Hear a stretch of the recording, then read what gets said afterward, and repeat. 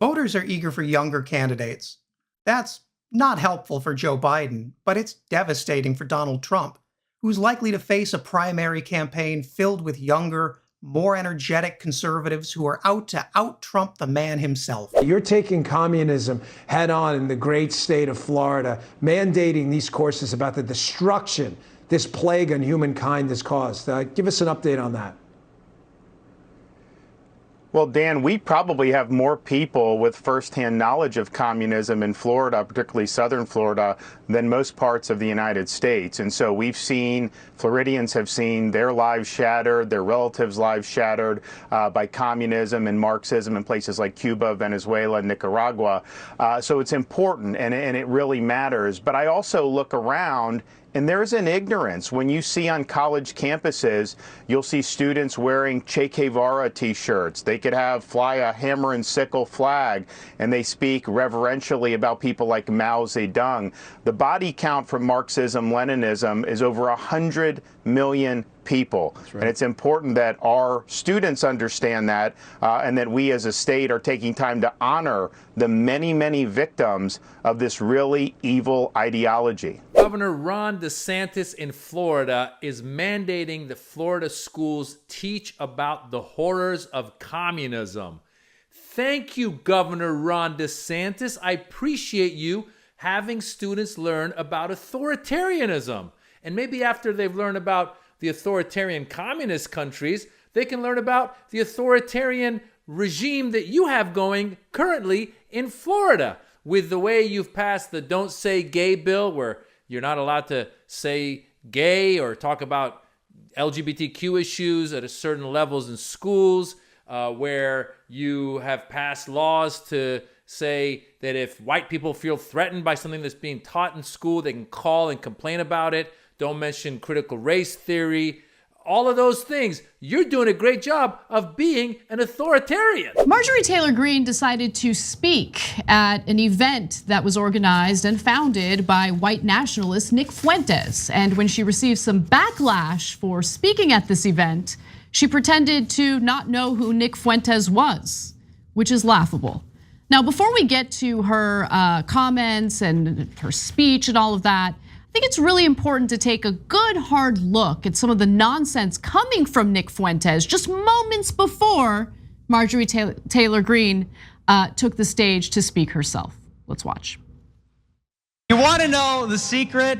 To borrow a phrase from a friend of mine, our secret sauce here, it's these young white men. Yeah!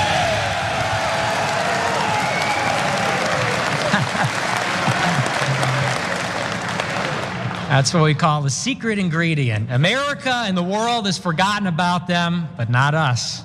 You know, they say about America, they say, diversity is our strength, you know?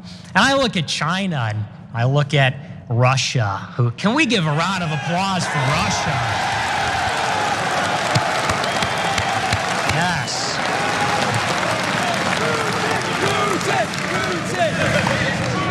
Absolutely, absolutely. And now they're going on about Russia and Vladimir Putin is Hitler, and they say that's not a good thing. And I shouldn't have said that. I shouldn't have said that. But what other way is there to say it? Of course, we know that's a terrible comparison. Now, I don't know if I allegedly didn't know anything about Nick Fuentes or this event, and I was about to go up and speak after hearing that. You know what I would do? I'd be like, no thanks, sorry, I'm leaving. But that's not what Marjorie Taylor Greene did. She watched that. She saw what was going on during this event, the American First Political Action Conference, that's the title of the event. And she's like, awesome, I jump in it. She goes and she gives her speech. And then when she gets backlash, she's like, oh, me? I didn't know what I was doing. I never know what I'm doing. Yeah. Oh yeah, okay. So I'll give you the details of all of that in just a second. Cenk, go ahead. So there's two interesting things that come out of that speech by Fuentes. First of all, if you didn't know going in, to Anna's point, you certainly knew by the time you heard him speak. And remember, this was not before the invasion. This was after Russia invaded Ukraine.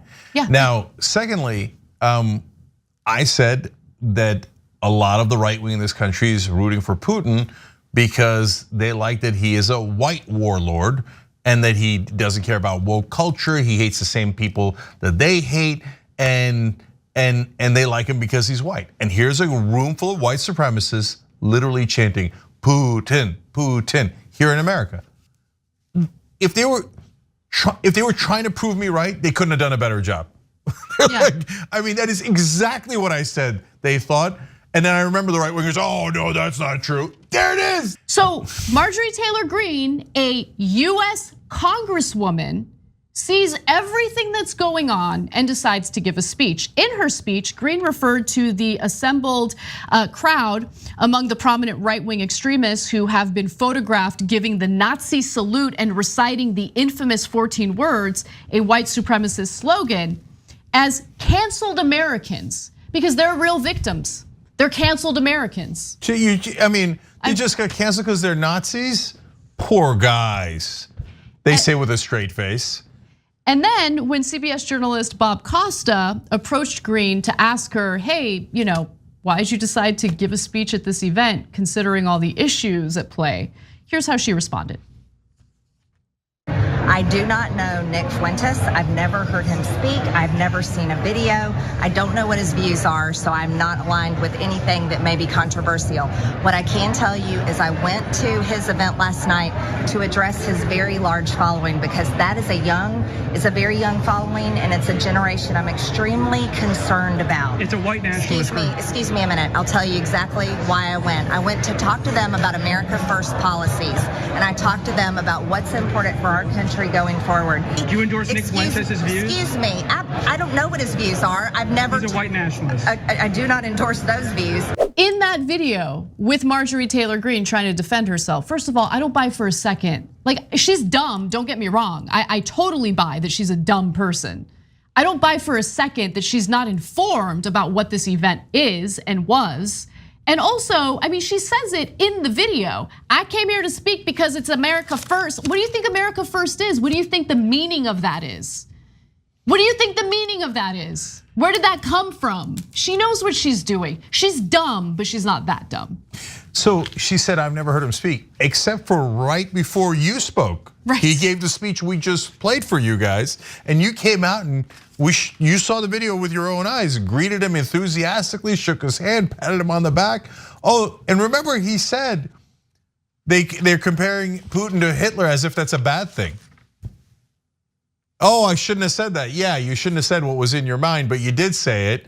And then she comes out and she's like, hey, this Hitler-loving guy. Yeah. Great to see you, pat on the back. It's so disgusting. So, but look, guys, when you get invited to a speech, most people do just a little bit of research. And so you get a picture taken with a guy you don't know, that happens, right? But you're going to give a speech somewhere. You don't have any staffers who just did one simple Google search. The simplest Google search in the world would have told you that this was a white supremacist organization. They know. Right, and look, I remember Enrique Tarrio was at a same news event that I was at, and was the leader of the Proud Boys, and he's like, can we take a picture together? And I was like, no, no, we cannot, okay? So it's easy, and she said in that comment there, this is a generation that I'm concerned about, this audience, right?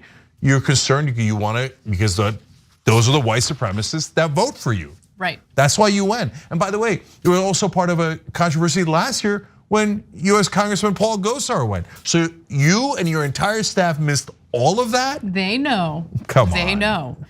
So she received backlash, not just from typical people on the left. She also received some backlash from prominent Republicans like Mike Pompeo, Mitch McConnell, Liz Cheney. But none of that made an impact on her because this is the kind of person she is. Let's go to graphic 6. I'm not going to play the guilt by association game in which you demand every conservative should justify anything ever said by anyone they've ever shared a room with. You spoke at a white nationalist event, you idiots.